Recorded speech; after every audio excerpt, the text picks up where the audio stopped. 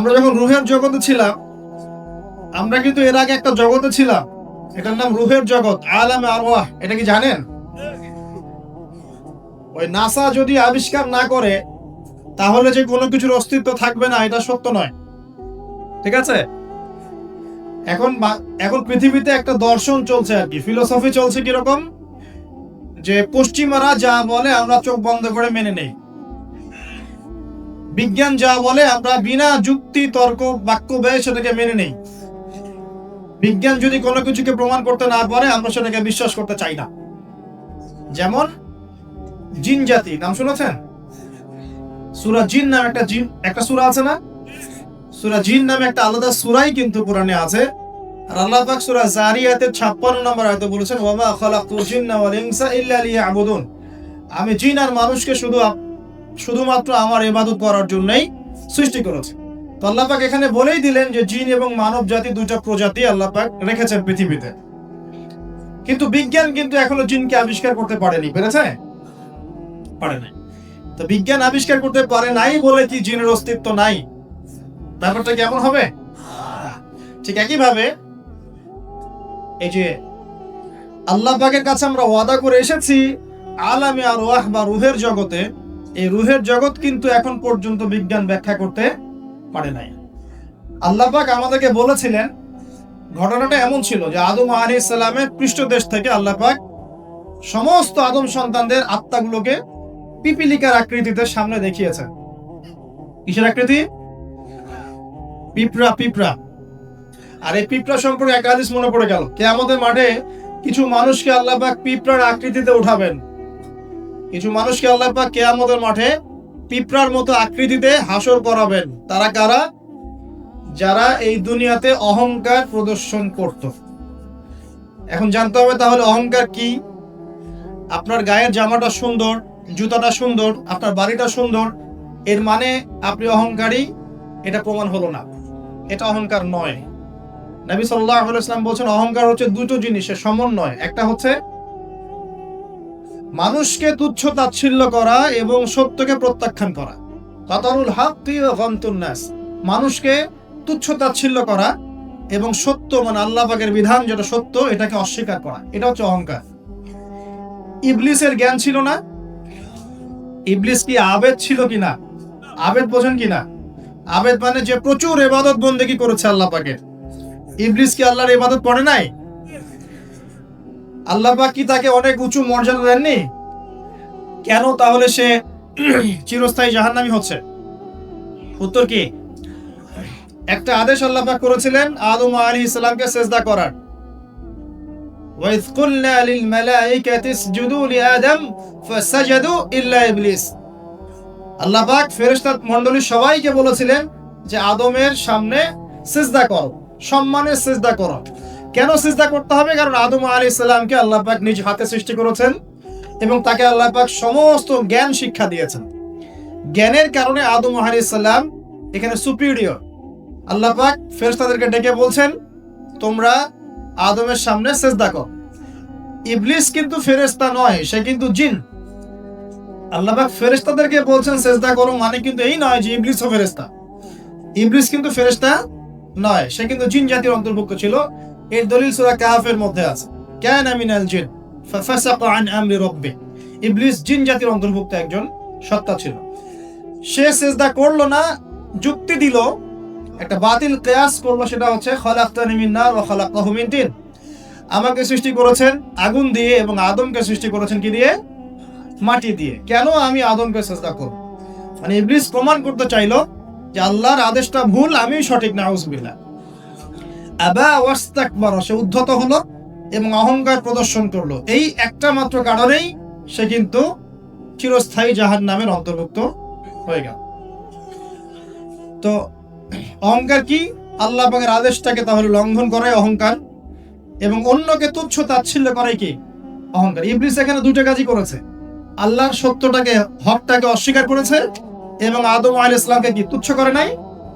আচ্ছা, এখন আমরা যারা ইসলাম পালন করছি আমাদের মধ্যে এখন এই সমস্যাটা দেখা যায়, এই রোগটা দেখা যায়।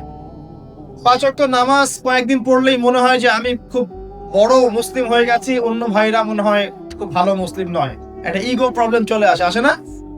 কথাবার্তা চাল চলনে একটু ডিগ্রি সার্টিফিকেট অর্জন করলে মনে হয় যে আমি অনেক কিছু করে ফেলেছি, বা এমন কিছু ভালো করেছি মানুষকে না দেখানো পর্যন্ত ঘুম হচ্ছে না। বা আপনিও একজন দিনের প্রচারক, আরেক ভাই উনিও দিনের প্রচারক, তো তাকে নিন্দা সমালোচনার ঝর্ণা তুললে ভালো লাগছে না। মানে মানুষকে আন্ডার এস্টিমেট না করলে নিজের সুপিরিয়র এই সত্যটা প্রকাশ পাচ্ছে না, এটা কিন্তু অহংকার। আর আল্লাহ রাব্বুল আলামিন অহংকারী ব্যক্তিকে পছন্দ করেন না। অহংকার সম্পর্কে আল্লাহ পাক বলেছেন, এটা সম্ভবত হাদিসে কুদসিতে আছে, উলামায়ে কেরাম ভালো বলতে পারবেন, যে অহংকার আল্লাহর চাদর, এটা নিয়ে কেউ টানা হাসরা করলে আল্লাহ পাক সেটা সহ্য করবেন না। প্রিয় ভাইরা, ওয়াদা আমরা করে এসেছিলাম, ওয়াদার খেলাফ করলে কিন্তু আমরা মুনাফিক হয়ে যাব। কি ওয়াদা করেছিলাম? আল্লাহ পাক আদম আলাইহিস সালামকে সৃষ্টি করে তার পৃষ্ঠদেশ থেকে সমস্ত আদম সন্তানের যে আকৃতি, এই আকৃতি আল্লাহ পাক দেখিয়েছেন। কাকে দেখিয়েছেন? আদম আলাইহিস সালামকে দেখিয়েছেন। আদম আলাইহিস সালাম দেখছেন একটা আকৃতি, রূহ, খুবই সুদর্শন, খুবই সুন্দর দেখতে। তো তিনি জিজ্ঞাসা করলেন, হে আল্লাহ, এই কে, নাম কি? আল্লাহ রাব্বুল আলামিন বললেন, এ তোমার সন্তান, তার নাম দাউদ। কি নাম? দাউদ আলাইহিস সালাম নাম শুনেছেন? আদম আলাইহিস সালাম বললেন, তার হায়াত কত হে আমার রব? আল্লাহ পাক বললেন যে 60 বছর। কত বছর? 60 বছর। আদম আলাইহিস সালাম বললেন যে আমার হায়াত থেকে আল্লাহ তুমি তাকে আরো 40 বছর দিয়ে দাও। এরপরে দাউদ আলাইহিস সালামের বয়স হয়ে গেল 100 বছর। দেখেন, তো এই সময় আল্লাহ পাক সমস্ত, আচ্ছা এখানে একটা কথা বলে দিই, এই যে দুইজনের নাম পেলেন এখানে, আদম এবং দাউদ, ঠিক আছে? এই দুইজন নবীকেই কিন্তু আল্লাহ পাক কোরআনের মধ্যে আল্লাহর খলিফা বলেছেন। এটাও একটা কোইন্সিডেন্স, এটা একটা মিল কোরআনের। একটা কথা মনে রাখবেন যে কোরআনের একটা আয়াত কিন্তু আরেকটা আয়াতকে ব্যাখ্যা করে। কোরআনের আয়াতগুলো হচ্ছে, আমি একটা উপমা দিচ্ছি, আকাশের তারার মতো অনেকটা। আকাশের তারা দেখেছেন কখনো? সময় কোথায় তারা দেখার? এখন তো ফুটবল খেলার যুগ, খেলা দেখবেন নাকি ভাই? শেষ রাত্রে আমরা অ্যালার্ম দিয়ে উঠতে পারি আর্জেন্টিনার খেলা দেখার জন্য, কিন্তু অ্যালার্ম দিয়ে তাহাজ্জুদে উঠতে পারি না। তো এই যুব সমাজের নিশ্চয়ই অনেক কল্যাণ হবে। একটা অসুস্থ প্রজন্ম তৈরি করছি আমরা, অসুস্থ প্রজন্ম। খুব গভীরভাবে লক্ষ্য করবেন যে এরা বাবাকে সালাম দিতে লজ্জা পায়। কেউ সালাম দিলে ওয়ালাইকুম সালাম বলতে খুব লজ্জা লাগে, মনে হয় যে মাথা হেড হয়ে আসতেছে। বাইকের পিছনে মেয়ে নিয়ে ঘুরতে লজ্জা করে না। আর এখনকার বাইকগুলো মাশাআল্লাহ, আর আমরা তো ঢাকা শহরে থাকি, অনিচ্ছা সত্ত্বেও অনেক কিছু দেখতে হয়। এমন অনেক দৃশ্য দেখেছি আপনি বিশ্বাসই করবেন না, এটাও হচ্ছে সমাজে। গাড়ি নিয়ে যাচ্ছি, হয়তো বই পড়ছি, পড়তে পড়তে চোখটা লেগে গেলে একটু মানুষ তাকায় না এদিক ওদিকে, জানলা খুলে তাকিয়ে দেখছি যে গাড়ি নিয়ে যাচ্ছে, ড্রাইভার ড্রাইভ করছে, পিছনের সিটে এক ছেলে বসে আছে, ওই ছেলের কোলের উপর একটা মেয়ে বসে আছে। প্রকাশ্যে নবী সাল্লাল্লাহু আলাইহি ওয়াসাল্লাম কি বলেন নাই হাদিসটা? কিয়ামত হবে না ততদিন পর্যন্ত যতদিন পর্যন্ত মানুষ রাস্তাঘাটে জেনা না করবে। মেলে নাই হাদিস? কিয়ামতের কোন নিদর্শনের জন্য অপেক্ষা করছেন বলেন? নবীজি বলেছেন জীবনের শেষের দিকের একটা হাদিসে, হাদিস জিবরিল, এখানে নবী সাল্লাল্লাহু আলাইহি ওয়াসাল্লাম মাত্র দুইটা আলামত বলেছেন কিয়ামতে। কয়টা?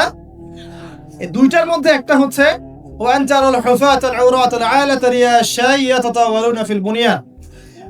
সমাজের সবচেয়ে নিম্ন শ্রেণীর নগ্ন পায়ের, মানে জুতা কেনার টাকা ছিল না, নগ্ন গায়ের মানে কাপড় কেনার টাকা ছিল না, এই শ্রেণীর মানুষ, ধনীদের কথা বলা হচ্ছে না, এই গরিব নিঃস্ব শ্রেণীর মানুষ ইয়াতাতাওয়ালুনা ফিল বুনিয়ান, উঁচু উঁচু অট্টালিকা নির্মাণের প্রতিযোগিতা করবে। মিলেছে? মধ্যপ্রাচ্যের অনেক কান্ট্রি আছে, তাকিয়ে দেখবেন। এক সময় বেদুইন ছিল, বেদুইন মরুভূমিতে থাকতো। এখন দেখবেন কনস্ট্রাকটিভ বিল্ডিংস নির্মাণে কারো 100 তলা, কারো 200, কারো 150 প্রতিযোগিতা। আমাদের ঢাকা শহরে গিয়ে দেখবেন, ঢাকার মতো বড় বড় শহরগুলো যেগুলো আছে, বাংলাদেশ হোক অন্যান্য কান্ট্রিগুলোর হোক, আর পশ্চিমার তো কথাই নাই, বিগত 100, 200, 300 বছরে এই কনস্ট্রাকটিভ বিল্ডিংস নির্মাণের প্রতিযোগিতা বেড়েছে বেশি। এগুলো আগে ছিল না। জীবনের শেষের দিকে নবী এই হাদিস বলে গেছে সাল্লাল্লাহু আলাইহি ওয়াসাল্লাম।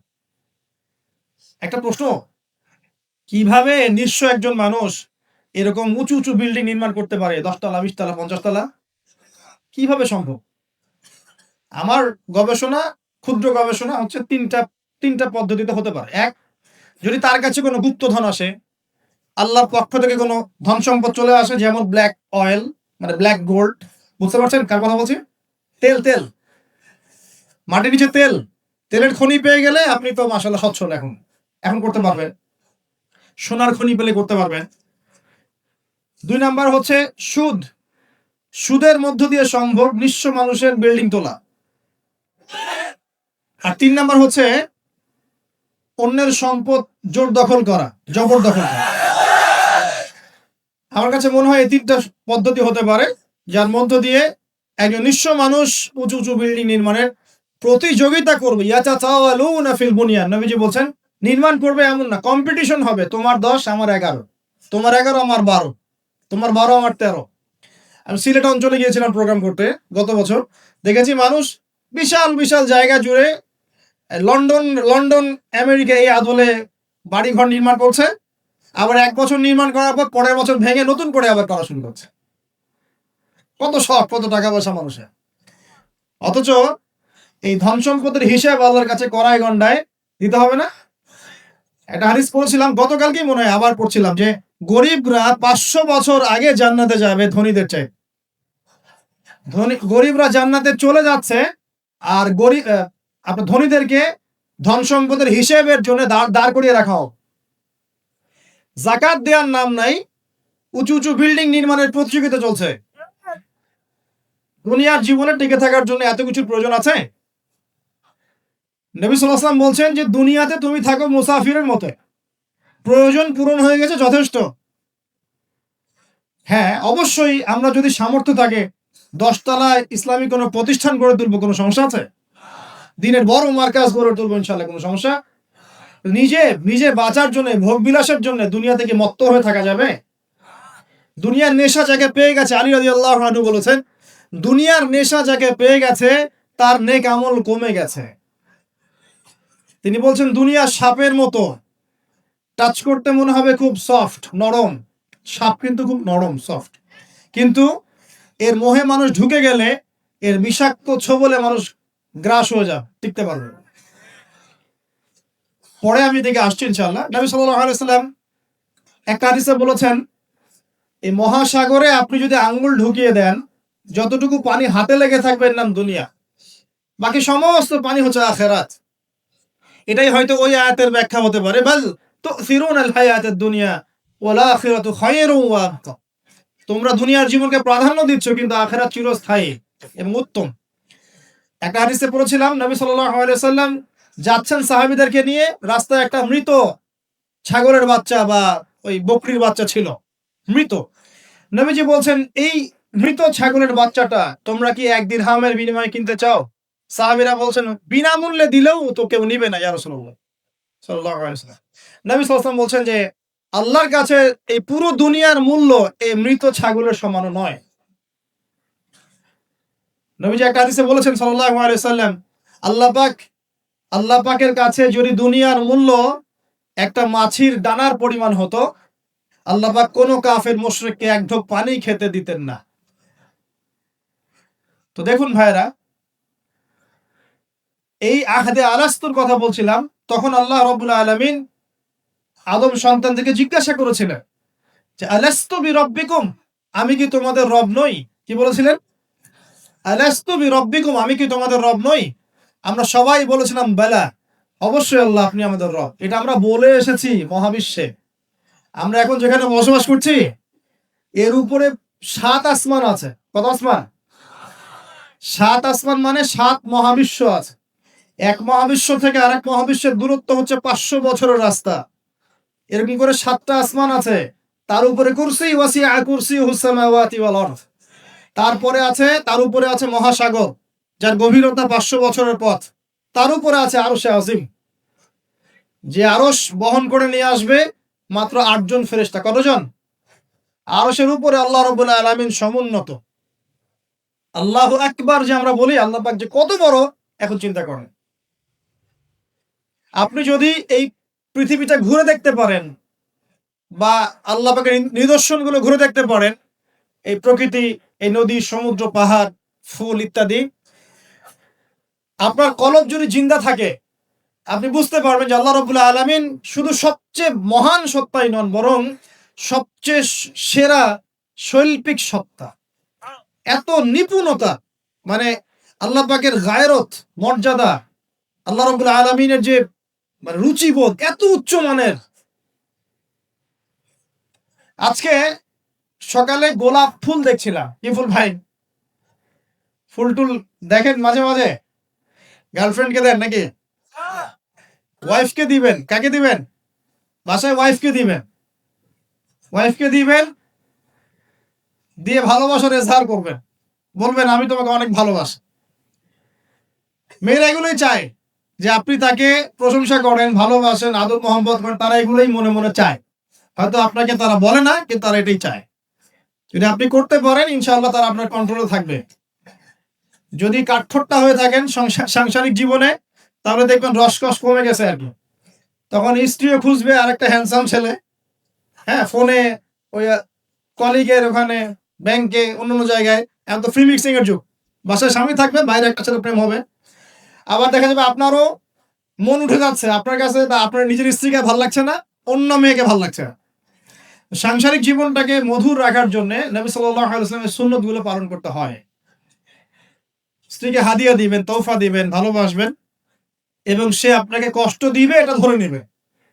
সে আপনাকে সারা জীবন কষ্ট দিবে এটা আপনি মাথায় সেট করে নেবেন। ইনস্টল দিবেন, সফটওয়্যার ইনস্টল দেই না আমরা, প্লে স্টোর থেকে অ্যাপস ইনস্টল করেন না? আপনার লাইফে একটা অ্যাপস ইনস্টল করবেন যে স্ত্রী আপনাকে কষ্ট দিবে। তখন আপনার কাজ হচ্ছে মান সামাতা নাজা, যে ব্যক্তি চুপ থাকবে সে নাজাত পাবে। আর যদি আপনি চাপ দিতে চেষ্টা করেন তাহলে এই সম্পর্কটা ভেঙে যাবে। একটা হাদিস বলে দেই যেহেতু প্রসঙ্গটা এসে গেছে, যে ইবলিসের সিংহাসন হচ্ছে মহাসাগরের উপরে। কোথায়? মহাসাগর। ইবলিস দিন শেষে ওর সব চেলাচামুন্ডাকে ডাকে, ডেকে বলে যে তোমরা আজকে কি করছো? একজন বলে যে আমি আজকে একজনকে মদ খাওয়াই দিছি, একজনকে আমি আজকে জেনা করাই দিছি, একজনকে আমি খুন করাই দিছি। ইবলিস বলে যে আসলে কিছুই করো নাই তোমরা। তো একজন এসে বলে যে আমি আজকে অমুক পরিবারের মধ্যে স্বামী স্ত্রীর মাঝখানে বিচ্ছেদ ঘটাই দিছি। তখন ইবলিস তাকে কাছে ডেকে নিয়ে আসে, নিয়ে এসে মেডেল পরায় দেয়, গোল্ড মেডেল দিয়ে বলে যে হ্যাঁ তুমি একটা কাজের কাজ করছো। এগুলো ইজহার করবেন, পরিবার সুন্দর হবে ইনশাআল্লাহ। আমরা দোয়া করি আল্লাহ পাক আমাদের পরিবারগুলোকে জান্নাতি পরিবার বানিয়ে দিন, স্বামী স্ত্রীর মধ্যে মিল মহব্বত বাড়িয়ে দিন। আসলে স্ত্রীর জন্য স্বামীর চেয়ে আপন কেউ হয় না, আর স্বামীর জন্যও স্ত্রীর চেয়ে আপন কেউ হবে না। আবার স্ত্রীর অধিকার দিতে গিয়ে মাকে আবার ফেলে দিয়েন না। যার যার অধিকার তার তার জায়গায় সমানভাবে দিবেন ইনশাআল্লাহ। আপনি ইনসাফ কায়েম করবেন। মনে রাখবেন যে পুরুষ মানুষ কিন্তু বোকা। পুরুষ মানুষ কি? কারণ কি জানেন? সারা জীবন তারা স্ত্রী, সন্তান, পরিবার, পরিজন সবার জন্য অনেক কিছু করে ঠিকই, এবং এগুলো করতে গিয়ে তারা আল্লাহর পথ থেকে দূরেও সরে যায়, নামাজ ছেড়ে দেয়, কমিয়ে দেয়, আমল কমে যায়, দুনিয়ার ব্যস্ততা বেড়ে যায়। শেষ বয়সে সেই পুরুষ আবার একা হয়ে যায়। আল্লাহ রাব্বুল আলামিন আমাদের সবচেয়ে আপন সত্তা, বাকিরা আমাদের দুনিয়ার প্রয়োজন। এটা মাথায় রেখে চলতে হবে। আল্লাহ পাক তৌফিক দান করুন, আমিন। বলছিলাম এজহারের কথা।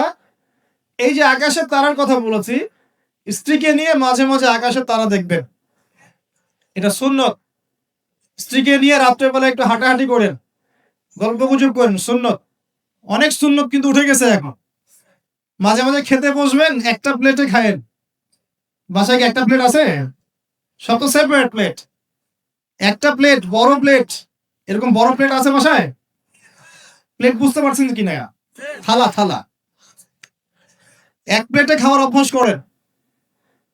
নবী সাল্লাল্লাহু আলাইহি ওয়াসাল্লামের একটা হাদিস এমনও আসছে, আয়েশা রাদিয়াল্লাহু আনহা সম্পৃক্ত, একসাথে গোসলও করেছেন তারা। চিন্তা করা যায় এখন? একসাথে গোসলও করেছেন। আয়েশা রাদিয়াল্লাহু আনহা বলতেন যে আমার হাতের সাথে নবী সাল্লাল্লাহু আলাইহি ওয়াসাল্লামের হাত টাচ লাগতেছিল পানি নেওয়ার সময়। আমরা কারাকারি করতেছি পানি নেওয়ার সময়, কে আগে পানি নেবেন। ইসলাম এর মধ্যে সবকিছু সমাধান নাই, যদি আমরা সত্যি জানতাম যে ইসলাম কি জিনিস, আমরা কোশ্চিন গেলেও পশ্চিমাদের কাছে হাত পাততাম না।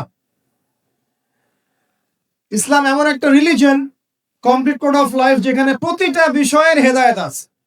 এমনকি পরিবারের এই ছোট ছোট বিষয়গুলো, স্ত্রীকে মাঝে মাঝে হাতে খাইয়ে দিবেন, সুন্নত, নেকি পাবেন। সবচেয়ে উত্তম খরচ সেটা, যেটা আপনি আপনার পরিবারের পিছনে করেন। আকাশে মাঝে মাঝে তারা এবং চাঁদ দেখবেন স্ত্রীকে নিয়ে। কেন তারার সাথে তুলনা করছি জানেন? তারাগুলো শুধু তারাই নয়, যারা অ্যাস্ট্রোনমি সম্পর্কে কিছু পড়াশোনা করেছে তারা জানে যে এই তারাগুলোর পজিশন এত নিখুঁত যে একটা যদি সামান্য ডানে ভাবে সরে যায়, একটু 19-20 হয়ে যায়, মহাবিশ্বের এই মহাবিশ্বের যে মাধ্যাকর্ষণ শক্তি, অভিকর্ষ বল, এটা কলাপস করে ভেঙে পড়ে যাবে।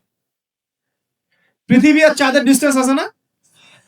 চাঁদ যদি একটু পিছিয়ে যায়, হ্যাঁ, এই জোয়ার ভাটা যেটা হচ্ছে সমুদ্রে, এটার ভারসাম্য নষ্ট হয়ে যাবে। সূর্য আর পৃথিবীর একটা ডিস্টেন্স আছে না?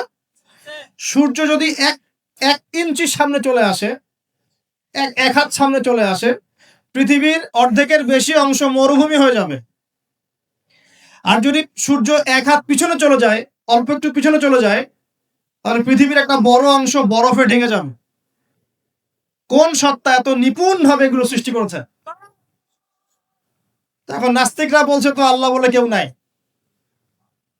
তাদের ধারণা এগুলো এত নিপুণ ভাবে মহাবিশ্বটা অটোমেটিকলি হয়ে গেছে, নাম এমনি এমনি।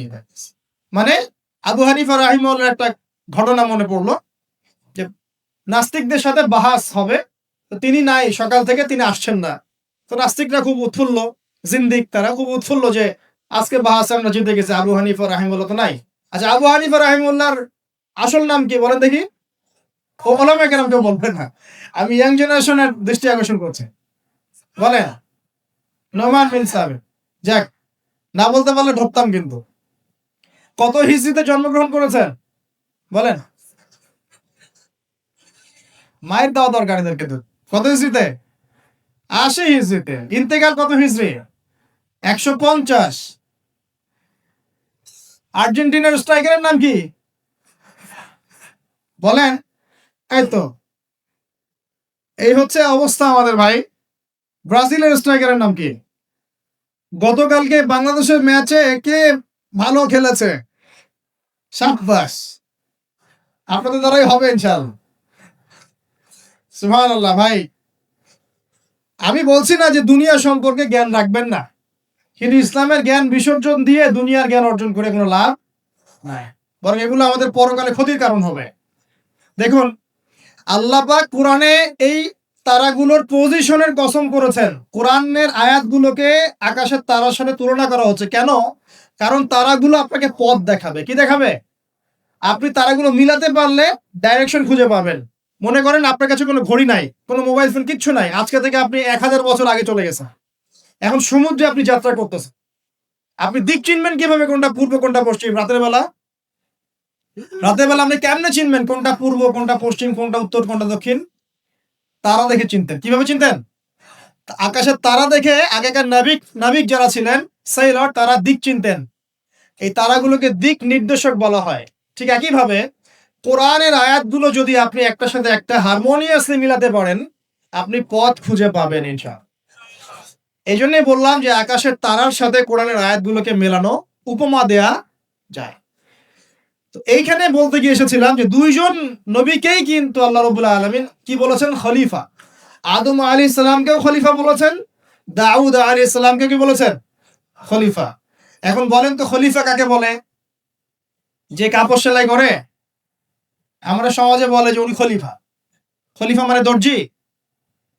খলিফা কে? এটা কে সবচেয়ে ভালো উত্তর দিতে পারবে? আমি না আল্লাহ? আমরা না আল্লাহ? আল্লাহ পাক কি বলছেন শুনুন। আল্লাহ পাক সূরা সদের মধ্যে বলছেন। কোন সূরা? সদ। সদ একটা সূরাই আছে। এই সূরার মধ্যে 24 থেকে 26 নম্বর আয়াত পড়ে দেখবেন, আল্লাহ পাক বলছেন, ইয়া দাউদ, হে দাউদ আলাইহিস সালাম, ইন্না জাআলনাকা খলিফাতান ফিল আরদ। হে দাউদ, আমি বা আমরা তোমাকে পৃথিবীতে খলিফা করেছি। কি করেছি? তোমার কাজ কি? তোমার কাজ হচ্ছে ফাহকুম বাইনান নাস বিল হক। তোমার কাজ হচ্ছে মানুষের মাঝে, এই যে জনসাধারণের মাঝে হকের মানদণ্ডে বিচার ফয়সালা করবে। সুবহানাল্লাহ। একজন খলিফার কাজ কি তাহলে? জনসাধারণের মাঝে হকের মানদণ্ডে, ন্যায়ের মানদণ্ডে বিচার ফয়সালা করলে সে আল্লাহর খলিফা হবে। যদি অন্যায়ের মানদণ্ডে বিচার ফয়সালা করে সে শয়তানের খলিফা হবে। কথা কি বুঝতে পারছেন? এই খলিফা শব্দ আল্লাহ পাক প্রয়োগ করেছেন দাউদ আলাইহিস সালামের ক্ষেত্রেও এবং আদম আলাইহিস সালামের ক্ষেত্রেও। আদম আলাইহিস সালামকে আল্লাহ পাক কি বলছেন? ওয়া ইয ক্বালা রাব্বুকা লিল মালাইকা ইন্নী জাঈলুন ফিল আরদি, বলেন খলিফা। তাহলে আদমকেও খলিফা বললেন না আলাইহিস সালাম? তো আদম আলাইহিস সালাম পৃথিবীতে এসে কি আল্লাহর বিধান ছাড়া অন্য কারো বিধান দিয়ে বিচার ফয়সালা করেছেন কিনা? আর দাউদ আলাইহিস সালাম যখন জেরুজালেমের বাদশা ছিলেন, সেখান থেকে তিনি কি আল্লাহর বিধান ছাড়া অন্য কোন বিধান দিয়ে ফয়সালা করেছিলেন কিনা? উত্তর দেন। আল্লাহ পাক সূরা মাইদায় উল্টা কথা বলছেন। আল্লাহ পাক বলেছেন ওয়া মান লাম ইয়াহকুম বিমা আনজালাল্লাহ ফাউলাইকা হুমুল কাফিরুন। এটা 44 নম্বর আয়াত। 45 এ বলছেন ফাউলাইকা হুমুল ফাসিকুন। 47 এ গিয়ে বলছেন ফাউলাইকা হুমুজ জালিমুন। তিনটা বলছেন, বা প্রথমে কাফিরুন, তারপর জালিমুন, তারপর ফাসিকুন। তিনটা কথাই আল্লাহ বলছেন যে ব্যক্তি বা যারা আল্লাহর নাজিলকৃত বিধান দ্বারা বিচার ফয়সালা করছে না, তারা ফাসিক, তারা জালেম, তারা কাফের। কে বলেছেন? আমাদের কথা। এখানে দুটো বিষয় চলে আসবে। এক, কেউ যদি মনে করে যে আল্লাহর বিধানগুলো এই যুগে চলে না, ওই যুগে চলতো, এই যুগে চলে না, এই যুগে আমরা যা বুঝি এটাই সেরা, তাহলে নিঃসন্দেহে সে কুফরিতে লিপ্ত আছে। কোনো সন্দেহ আছে? আর কেউ যদি মনে করে যে না, আল্লাহর বিধানই চূড়ান্ত, এটাই সর্বোচ্চ, কিন্তু পরিবেশ পরিস্থিতি বিবেচনায় আমি ইমপ্লিমেন্ট করতে পারছি না, সে ব্যক্তির কথা আলাদা। কথা কি বুঝতে পারছেন? আমাদের আকীদা পরিষ্কার করতে হবে না? তাহলে এখানে আপনি খলিফার সংজ্ঞা পেলেন, খলিফার কাজ কি সেটাও পেলেন। আরো একটা কথা আল্লাহ পাক বলেছেন দাউদ আলাইহিস সালামকে, সেটা হলো ওয়ালা তাত্তাবিউল হাওয়া, তুমি তোমার প্রবৃত্তির অনুসরণ করো না। প্রবৃত্তি মানে কি? মন যা চায় তার অনুসরণ করো না। ফায়ুদিল্লাকা আন সাবিলিল্লাহ, তাহলে এই অনুসরণ তোমাকে আল্লাহর পথ থেকে বিচ্যুত করে দিবে। ইন্নাল্লাযীনা ইউদিল্লুনা আন সাবিলিল্লাহি লাহুম আযাবুন শাদীদ বিমা নাসু ইয়াওমাল হিসাব। যারা নিজের মন গড়া প্রবৃত্তির অনুসরণ করেছে, তারা আল্লাহ পাকের সরল পথ থেকে বিচ্যুত হয়ে গেছে, এবং আল্লাহ পাক তাদেরকে কঠিন শাস্তি দিবেন, কারণ তারা কিয়ামতের দিনটাকে ভুলে গেছে। প্রিয় ভাইরা, আমরা ওয়াদা করে এসেছি আল্লাহর কাছে। কি ওয়াদা করেছি? যে আল্লাহ আমাদের রব। তাহলে দুনিয়াতে আসার পর কি আমরা আল্লাহর সাথে শিরিক করতে পারবো? আল্লাহর বিধান ছাড়া অন্য কারো বিধান মানতে পারবো? আল্লাহ পাকের হালালকে হারাম করতে পারবো? আল্লাহর হারামকে হালাল করতে পারবো? নাকি আমাদের উচিত হবে আল্লাহর সমস্ত বিধানের সামনে আত্মসমর্পণ করা? কোনটা? ইসলাম মানে কি? বলবে শান্তি। ঠিক আছে, শান্তি একটা শব্দের অর্থ হয়। ইসলাম শব্দের প্রকৃত অর্থ হচ্ছে আত্মসমর্পণের মধ্য দিয়ে শান্তি অর্জন করা। আল্লাহর হুকুম আহকামের সামনে আত্মসমর্পণের মধ্য দিয়ে কি করা? শান্তি অর্জন। আত্মসমর্পণ কেমন হবে? একটা ফয়সালা আল্লাহ পাক দিলেন, এখন আমি চিন্তা করব যে এই নামাজ পড়তে আল্লাহ পাক বলেছেন, আমি চিন্তা করছি যে নামাজ কেন পড়বো, নামাজ পড়ার কি দরকার, এর বৈজ্ঞানিক উপকারিতা কি, হ্যাঁ, নামাজ পড়লে এর পিছনে দর্শন কি, এর পিছনে যুক্তি কি, এইসব তন্ত্র মন্ত্র ঘেটে যদি আপনি নামাজ পড়েন, পরিপূর্ণ আত্মসমর্পণ হয় নাই। কখন হবে? আল্লাহ বলেছেন সামি'না আতা'না, আল্লাহ বলেছেন নামাজ পড়তে 5 ওয়াক্ত, বাস নামাজ। এর পিছনে কারণ থাকতে পারে, সব কারণ আমার জানা জরুরি না, এবং সব কারণ আমি জানতেও পারবো না। পারবো? এখানে দেখেন একজন নবীর কথা বলি, যার নাম আমরা প্রথমে বলেছি আল্লাহুম্মা সাল্লি আলা মুহাম্মাদ ওয়া আলা আলি মুহাম্মাদ কামা সাল্লাইতা আলা ইব্রাহিম। নবী মুহাম্মদ সাল্লাল্লাহু আলাইহি ওয়াসাল্লামের নামের সাথে ইব্রাহিম আলাইহিস সালামের নাম কেন, অন্য নবীর নাম নয় কেন? প্রশ্ন করতে হবে না? কারণ হচ্ছে নবী সাল্লাল্লাহু আলাইহি ওয়াসাল্লামের জীবনের যে ধারা এবং ইব্রাহিম আলাইহিস সালামের জীবনের ধারা কিন্তু হুবহু একই রকম। শুধু নবী সাল্লাল্লাহু আলাইহি ওয়াসাল্লাম শেষে গিয়ে মক্কা থেকে পুরো জাজিরাতুল আরবে ইসলামী খেলাফা কায়েম করেছিলেন। ইব্রাহিম আলাইহিস সালাম ওই সময়টা হয়তো পান নাই। That's all. এখন দেখেন ইব্রাহিম আলাইহিস সালাম সম্পর্কে আল্লাহ পাক কি বলছেন। আল্লাহ পাক বলছেন ইয ক্বালা লাহু রাব্বুহু আসলিম ক্বালা আসলামতু লিরাব্বিল আলামিন। আল্লাহ পাক যখনই ইব্রাহিমকে বলেছেন আলাইহিস সালাম আত্মসমর্পণ করো, ইব্রাহিম আলাইহিস সালাম আত্মসমর্পণ করেছেন, বলেছেন আসলামতু লিরাব্বিল আলামিন, আমি জগৎ সমূহের প্রতিপালকের সামনে আত্মসমর্পণ করলাম। একটা মিসাল দিচ্ছি, তার সন্তানকে জবাই করতে বলেছিলেন, মনে আছে? সন্তান বলেছিল যে ইয়া আবাতি ফাআল মা তু'মার, হে আমার আব্বা আপনাকে যে আদেশ করা হয়েছে আপনি তাই করেন। সাতাজিদুনি ইনশাআল্লাহু মিনাস সাবিরিন, ইনশাআল্লাহ আপনি আমাকে ধৈর্যশীল পাবেন। ইব্রাহিম আলাইহিস সালাম জবাই করার আগে কি আল্লাহকে প্রশ্ন করেছিলেন যে এর পিছনে যুক্তি কি, এর পিছনে দর্শন কি, এর পিছনে বিজ্ঞান কি? নাকি আল্লাহ আদেশ করেছেন বাস করেছেন? কোনটা? আল্লাহ পাক আদেশ করেছেন, চোখ বন্ধ করে কাজ করতে গিয়েছেন। এবং এই নবীকে আল্লাহ পাক বলছেন হুয়া সাম্মাকুমুল মুসলিমিন, তিনি তোমাদের নাম দিয়েছেন মুসলিম। তাহলে প্রথম মুসলিম কে পাচ্ছি আমরা এখানে? প্রথম সারির মুসলিম কে পাচ্ছে? ইব্রাহিম আলাইহিস সালাম, যিনি আল্লাহর আদেশ আসলেই বাস্তবায়ন করতে চলে যান। এর নাম প্রকৃত মুসলিম, আত্মসমর্পণ করা। আমরা কি সবকিছুর সামনে আত্মসমর্পণ করতে পারছি? যদি পারতাম তাহলে ইবাদত বন্দেগীর জীবনে পাক্কা মুসল্লি হয়ে অর্থনৈতিক জীবনে পাক্কা সুদখোর কেন হচ্ছে? আমরা নামাজ পড়ি না? নামাজ 5 ওয়াক্ত করি মাশাআল্লাহ, কিন্তু ব্যবসা করতে গিয়ে মাপে কম কেন দেই? ব্যবসা করতে গিয়ে আমি মজুদদারি কেন করি? আমি অন্যকে কেন ঠকাই? কেন ভেজাল মিশাই? পণ্যের সাথে ভেজাল কেন মিশাই? অর্থনৈতিক জীবনে গিয়ে আমি সুদ কেন খাই? ঘুষ কেন নিব? দুর্নীতি কেন করব যখন আমি 5 ওয়াক্ত নামাজ পড়ি? তার মানে কি জানেন?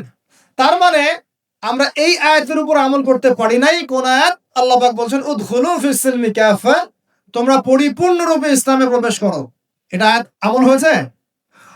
কখন পরিপূর্ণ প্রবেশ হবে? যখন জীবনের প্রতিটা ক্ষেত্রেই আমরা ইসলাম পালন করতে পারব। ইসলাম কি শুধু ইবাদত বন্দেগীর জীবনেই? খালি নামাজ রোজা হজ জাকাতের নামই কি ইসলাম? ব্যবসা ইসলাম নাই, পরিবারে নাই, অর্থনীতির মধ্যে নাই, রাজনীতির মধ্যে তো নাই। এটা তো থাকার দরকার নেই। এটা আমরা যা ভালো বুঝি তাই। এখানে ইসলামের হেদায়েতের দরকার নাই। এখানে পশ্চিমে অনেক তন্ত্র আছে, সেকুলারিজম আছে, ডেমোক্রেসি আছে, কমিউনিজম আছে। ইসলামের প্রয়োজন আছে? কোনো দরকার নাই। এটা আমরা মুখে বলি ঠিকই, কিন্তু আসলে বাস্তবায়ন কি করা সম্ভব হয়? 100% হয় না, কিন্তু হবে ইনশাআল্লাহ। কবে হবে? যখন ইমামুল মাহদি আসবেন ইনশাআল্লাহ। কবে হবে? যখন ঈসা ইবনে মারইয়ামকে আল্লাহ আবার পাঠাবেন ইনশাআল্লাহ, তখন হবে। আমি একটা ভবিষ্যৎবাণী বলে যাই, এটা আমার ভবিষ্যৎবাণী না। কে বলেছেন? রাসূলুল্লাহ সাল্লাল্লাহু আলাইহি ওয়াসাল্লাম। কিয়ামত হবে না যতক্ষণ পর্যন্ত না ঈসা ইবনে মারইয়ামকে আল্লাহ পাক পাঠাচ্ছেন এবং তিনি একজন ন্যায়পরায়ণ শাসক হবেন, যিনি 40 বছর এই বিশ্বে ন্যায় বা শান্তি প্রতিষ্ঠা করবেন। কে বলেছেন এটা? মুহাম্মদ সাল্লাল্লাহু আলাইহি ওয়াসাল্লাম। কোথা থেকে শাসন পরিচালনা করবেন? বাংলাদেশ থেকে? উত্তর না। কোথা থেকে?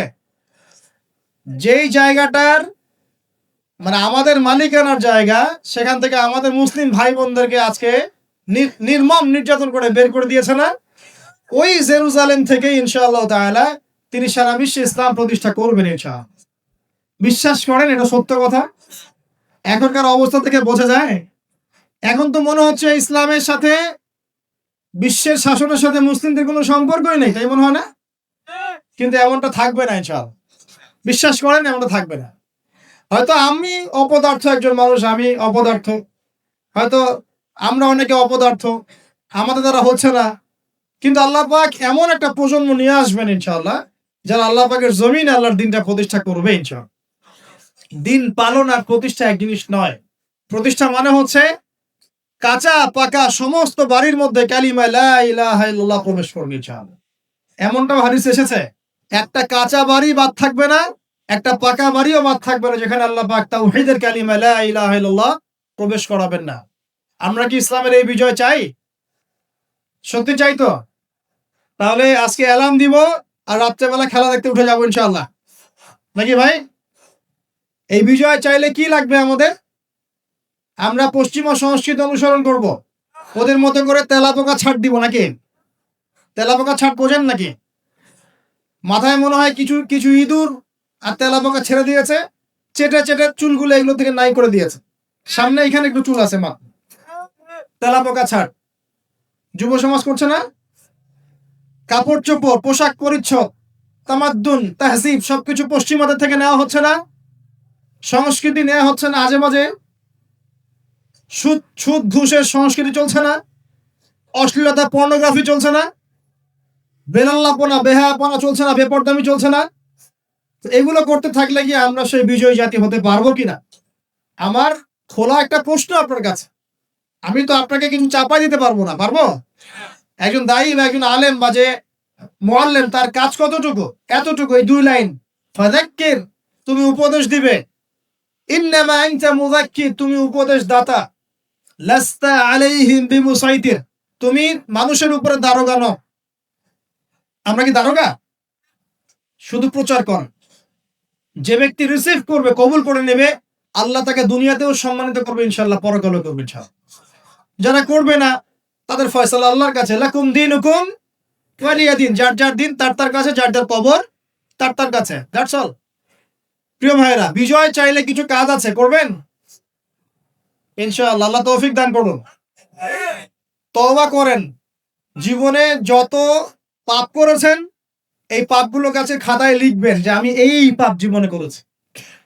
মনে করেন, নিজের সাথে অনেস্ট হবেন, আয়নার সামনে দাঁড়াবেন, চোখ বন্ধ করে রাত্রেবেলা শুয়ে চিন্তা করবেন যে আমার তো বয়স হয়ে গেল 30, 40, 50, সারা জীবনে কি কি বড় বড় পাপগুলো করেছি। চিন্তা করে দেখবেন আপনি খুঁজে পাবেন।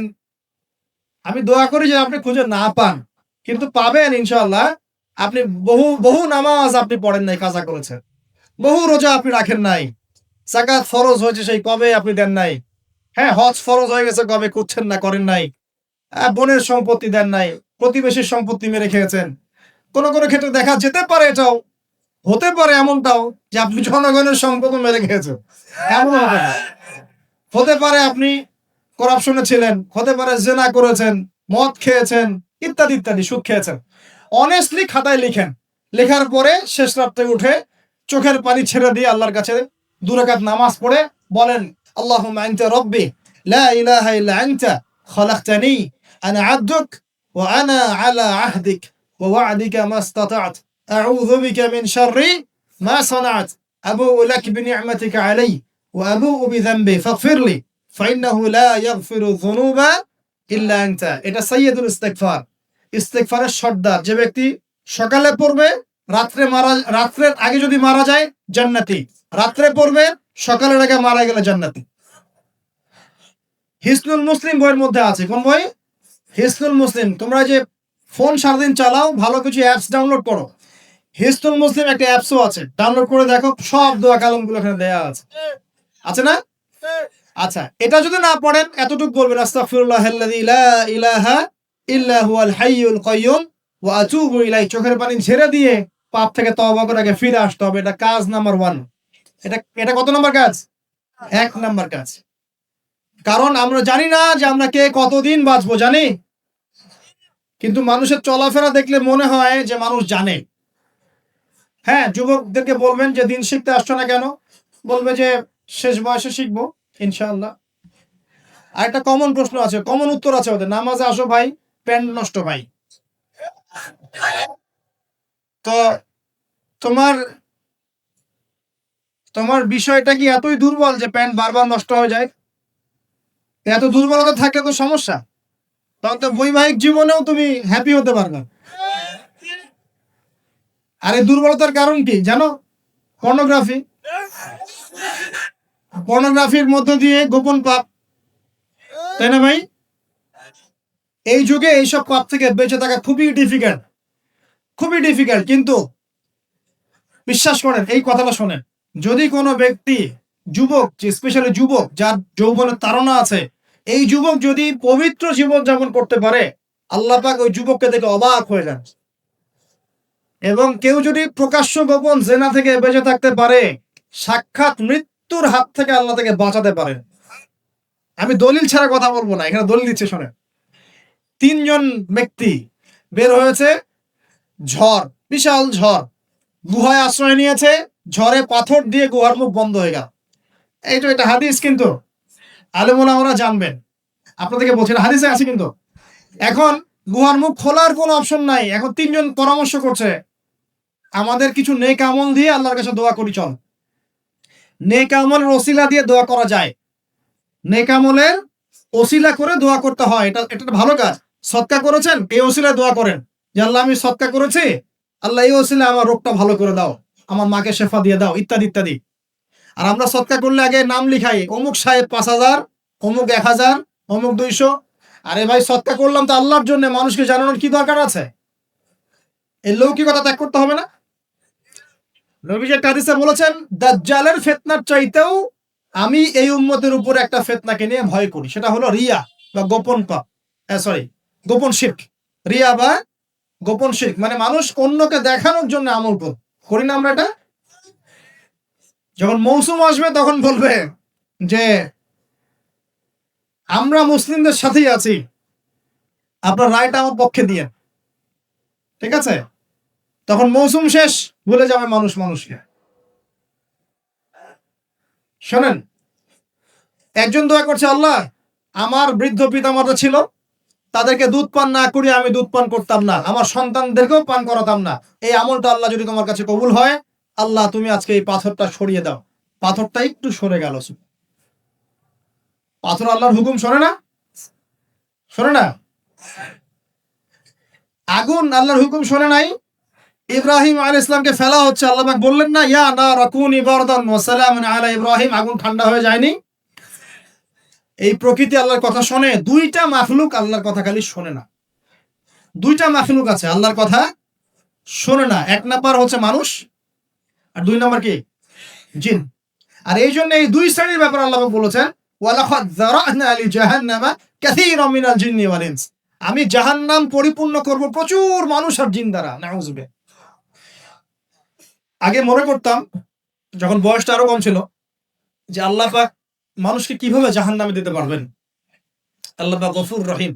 এখন বুঝতে পারছি, পরিবেশ দেখে, এই বৈশ্বিক প্রেক্ষাপট দেখে, গবেষণা করে, পড়াশোনা করে, যে জাহান্নামে যাওয়ার উপযুক্ত যদি কোনো প্রাণী থেকে থাকে, সেটা হচ্ছে মানুষ। জানেন, জাহান্নামে যাওয়ার জন্য উপযুক্ত কোনো প্রাণী এই মহাবিশ্বে থাকে, সেটা হচ্ছে মানুষ। এই জন্য আল্লাহ রসুল একটা হাদিসে বলেছেন, 1999 জন মানুষ যাবে জাহান্নাম। বলেন নাউজুবিল্লাহ।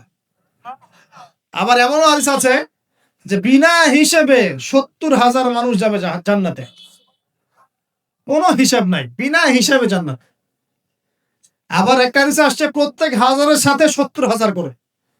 সাহাবীরা খুশি হয়ে গেলেন যখন তারা জানলেন যে বেশিরভাগ জান্নাতি হবে উম্মতে মুহাম্মাদীর। সুবহানাল্লাহ। উম্মতে মুহাম্মাদীর জান্নাতে যাওয়ার একটা হাদিস বলে দেব, একটা হাদিসের উপর আমল করতে পারবেন? মেরাজের রাতে নবী সাল্লাল্লাহু আলাইহি ওয়াসাল্লামকে আল্লাহ পাক ওয়াদা করেছেন, হে মুহাম্মদ সাল্লাল্লাহু আলাইহি ওয়াসাল্লাম, তোমার উম্মতের মধ্যে যে কোনো ব্যক্তি যদি শিরিক না করে মারা যায়, আকাশ জমিন সমান পাপ থাকলেও আমি আল্লাহ তার সামনে আসমান জমিন সমান ক্ষমা নিয়ে হাজির হব। শিরিক না করে মারা গেলেই জান্নাতে যাবে ইনশাআল্লাহ। যদি সে চুরিও করে, জিনাও করে, ইনশাআল্লাহ আল্লাহ পাক হয়তো শাস্তি দিয়ে তাকে মাফ করে দিবেন। মৃত্যুর যন্ত্রণায় অনেক গুনাহ মাফ হয়ে যাবে ইনশাআল্লাহ। কবরের আযাবে অনেক পাপ মাফ হয়ে যাবে ইনশাআল্লাহ। আবার হাসরের মাঠেও মানুষ দাঁড়ায় থাকবে 50,000 বছর, এই কষ্টেই অনেক গুনাহ মাফ হয়ে যাবে ইনশাআল্লাহ। আল্লাহ পাক তার রহমতের চাদরে ঢেকে নিবেন, ইনশাআল্লাহ গুনাহ মাফ হবে। শিরকের পাপে যাওয়া যাবে না, আল্লাহ তৌফিক দান করুন। আরেকজন ব্যক্তি বলছে, আল্লাহ একজন কৃতদাস ছিল আমার, সেই কৃতদাস আমার কাছে কিছু টাকা পেত। কি পেত? তো সেই টাকা দিয়ে আমি গবাদি পশু কিনেছিলাম। এই গবাদি পশু অনেক বংশবৃদ্ধি হয়েছে। অনেক দিন পর সে এসে বলছে আমার টাকা দাও। তা আমি বলেছিলাম সব এই গবাদি পশু তোমার, সব নিয়ে যাও। সে বলছিল যে আমার সাথে ঠাট্টা মশকরা করছো না। তখন সেই ব্যক্তি বলছে, না ঠাট্টা করছি না, তোমার টাকা থেকে কিনেছিলাম, এর বংশবৃদ্ধি হয়েছে, সবই তোমার, তুমি নিয়ে যাও। তিনি বলছেন, আল্লাহ এই দানটা যদি তোমার কাছে পছন্দ হয়ে থাকে, আল্লাহ আজকে এই এই মুখটা তুমি সরিয়ে দাও, পাথরটা সরিয়ে দাও। পাথর একটু সরে গেল। আরেকজন ব্যক্তি যার কথা আমি আপনাকে বলছি, এই যে গোপন পাপ, জেনা, free mixing, girlfriend boyfriend culture, এই সংস্কৃতির মধ্যে যারা আছেন তাদের জন্য এই লাইনটুকু। এই ব্যক্তি বলছেন, হে আল্লাহ, আমার একজন চাচাতো বোন ছিল। কে ছিল? কাজিন, চাচাতো বোন। সে খুবই সুন্দরী ছিল, মাশাআল্লাহ। আল্লাহ পাক মেয়েদেরকে চমৎকার সৌন্দর্য দিয়ে সৃষ্টি করেছেন, করেন নাই? যুজ্জিনা লিন-নাস হুব্বুশ শাহাওয়াতি মিনান নিসা। মেয়েদের মধ্যে পুরুষদের সবচেয়ে বেশি খায়েশাত আছে, ফায়েশাত আছে, মানে খায়েশ, প্রবৃত্তির তাড়না আছে, সৌন্দর্য আছে, চাওয়া। তো চাচাতো বোনকে আমি খুব ভালোবাসতাম এবং আমি তাকে পেতে চাইতাম। একদিন সে আমাকে শর্ত দিল, 100 স্বর্ণ মুদ্রা দিলে আমি রাজি। বুঝতে পারছেন কথা কি? ব্যাখ্যা করতে হবে। 100 স্বর্ণ মুদ্রা দিলে আমি রাজি আছি। ওই যে বলে, নিজের পায়ে দাঁড়াও, একটা চাকরি করো, তারপর আমি রাজি। বলেনি আপনাকে? একটু টাকা পয়সা আর্ন করো, তারপর আমি তোমারই। আর এই করতে করতে প্রত্যেক দিন আপনার কাছ থেকে মনে করেন প্রত্যেক ডেটে 1000, 1200, 1000, 2000 খাইতেই আছে। আর আপনি তো সৎকার জারিয়া করতেছেন নাকি? এটা সৎকার জারিয়া না গোনায় জারিয়া? তো এইবার এই ব্যক্তি প্রচন্ড পরিশ্রম করে 100 স্বর্ণ মুদ্রা জোগাড় করলো। বাপ রে বাপ, কি একটা অবস্থা! তারপরে সে 100 স্বর্ণ মুদ্রা এনে এই চাচাতো বোনকে দিয়েছে, দিয়ে বলছে, এখন আমার সাথে তোমার যে চুক্তি সেটা পূরণ করতে হবে। সে সেক্সুয়াল যে রিলেশন সেটা করার প্রায় উপক্রম হয়েছে, সে তার কাছাকাছি সে বসে গেছে, একদম হাদিস আসছে সে বসে পড়েছে। ঠিক ওই সময় এই মেয়েটা বলছে, হে আল্লাহর বান্দা, আল্লাহকে ভয় করো, আমি এই সতীত্ব এখন পর্যন্ত নষ্ট করি নাই, আল্লাহকে ভয় করো, আমার সতীত্ব নষ্ট করো না। কে বলছে এটা? এই চাচাতো মেয়ে, চাচাতো বোন। এই ব্যক্তি বলছে, আল্লাহ, আমি শুধুমাত্র তোমার ভয়ে সেই দিন সেখান থেকে তাৎক্ষণিক উঠে গেছি, 100 স্বর্ণ মুদ্রাও আর ফেরত নেই না। তোমার কাছে যদি এই কাজটা কবুল হয়ে থাকে আল্লাহ, আজকে এই সাক্ষাৎ মৌতের হাত থেকে আমাকে বাঁচাও। এই পাথরটা পুরোটাই সরে গেল, আলহামদুলিল্লাহ। আমি দলিল দিলাম আপনাকে যে দেখেন, যদি আপনি জেনা থেকে দূরে থাকতে পারেন, আল্লাহ পাক আপনার সব পাপ তো মাফ করে দিবে ইনশাআল্লাহ। আল্লাহ পাক আপনাকে সাক্ষাৎ মৌতের মতো বিপদ থেকে বাঁচাতে পারবেন ইনশাআল্লাহ। প্রিয় ভাইরা, তাহলে আমাদের প্রথম কাজ তওবা করে ফিরে আসা। দ্বিতীয় কাজ হচ্ছে একজন ব্যক্তিকে আদর্শ মেনে পুরো জীবনটা তার আদর্শে গড়ে তোলা। ওঠা বসা, চলা ফেরা, ঘুম, খাওয়া দাওয়া, এভরিথিং পারবেন। চেহারা, সুরত, চুল টুল সবকিছুই। দাড়ি থাকবে চেহারায়, গর্বের সাথে দাড়ি রাখবেন, গর্বের সাথে বুক ফুলিয়ে দাড়ি রাখবেন। তাকওয়ার লেবাস পরবেন, পোশাক পরবেন, ঠিক আছে? মোচ ছোট করে ফেলবেন, টাকনুর উপরে কাপড় উঠিয়ে ফেলবেন, ঠিক আছে? লেবাস, পোশাক, কথাবার্তা, আমল, আকীদা, আখলাক সবকিছু কার মতো হবে? রাসূলুল্লাহ সাল্লাল্লাহু আলাইহি ওয়াসাল্লামের সুন্নাত মোতাবেক। এটা আপনার 2 নম্বর কাজ। 3 নম্বর কাজ হচ্ছে পড়াশোনা করা। কি করা? দ্বীনি ইলম অর্জন করা। আগে সহজ বইগুলো পড়বেন, তারপর আস্তে আস্তে কঠিন বইয়ের দিকে যাবেন। এবং পড়াশোনার সময় উলামায়ে কেরামের সাথে সম্পর্ক রাখবেন। একা একা পণ্ডিত হতে যাবেন না, তাহলে সমস্যা আছে। একা পণ্ডিত অনেক মানুষ এখন বলে যে আলেম ওলামাদের সাথে সম্পর্ক রাখার দরকার নাই, বইপত্র নিজে পড়বা, বুখারী, মুসলিম, তিরমিজি, নাসাই, আবু দাউদ, মিশকাত সব নিজে পড়ে নিজেই ইস্তিহাদ করে মুস্তাহিদ হয়ে যান। এরকমও ফিতনা কিন্তু চলছে সমাজে। এগুলো ভয়ঙ্কর ফিতনা।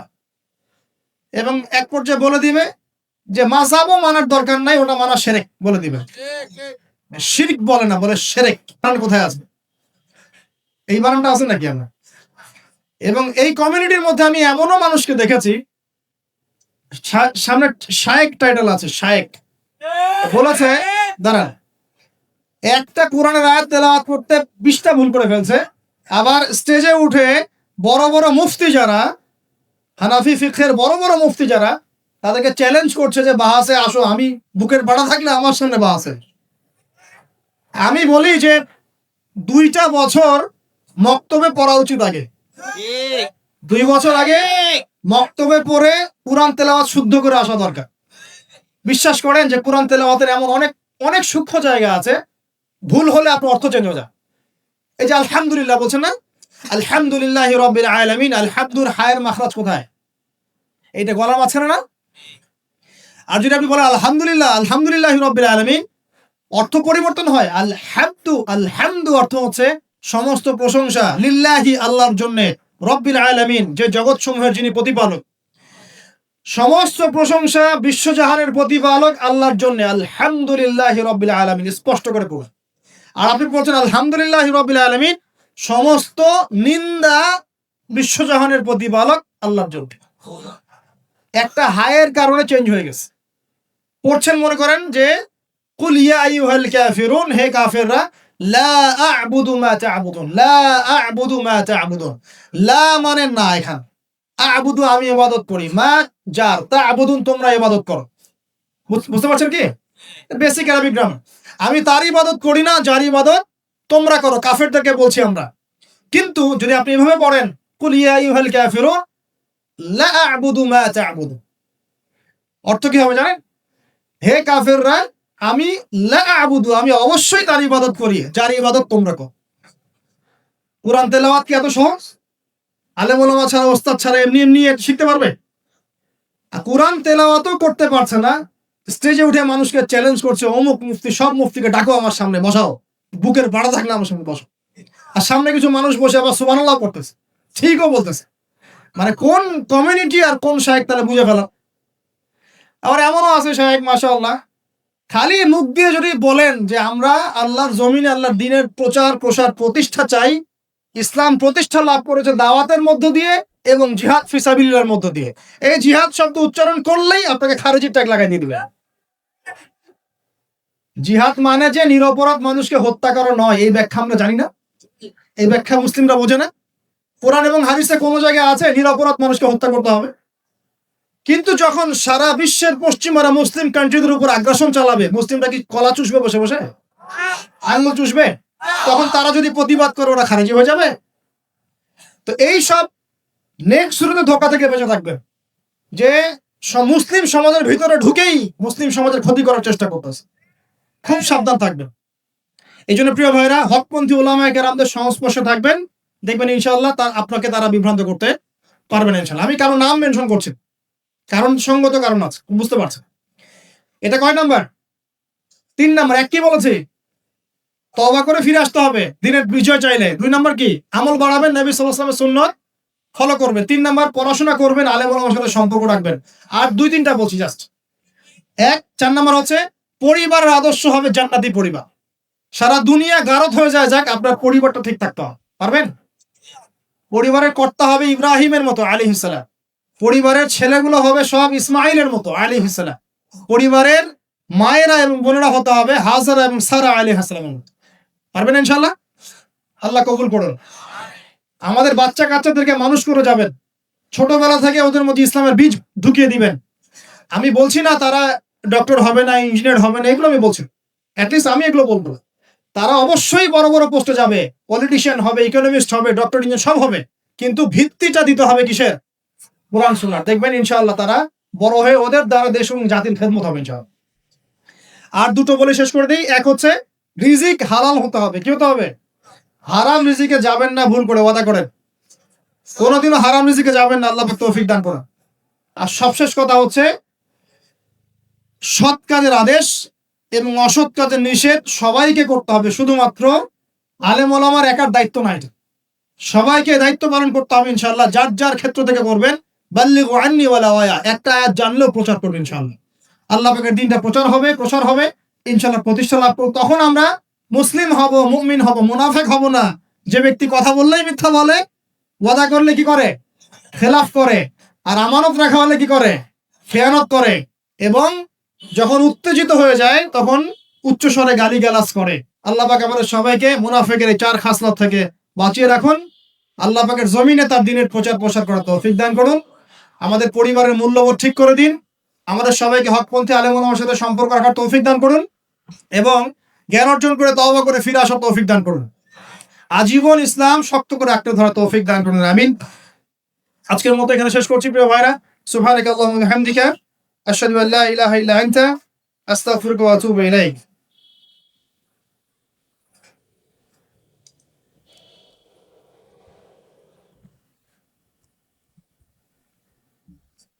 দোয়া করে দিবেন।